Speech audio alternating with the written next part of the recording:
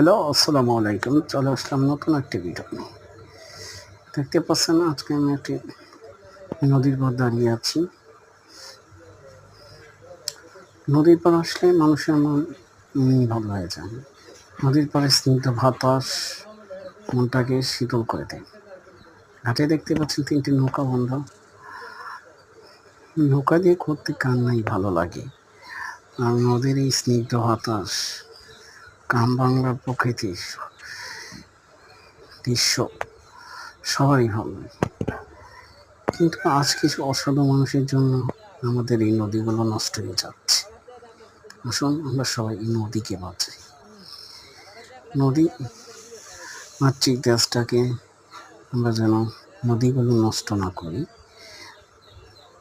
এবং নদীকে বাঁচাই, নদীর সৌন্দর্য রক্ষা করি।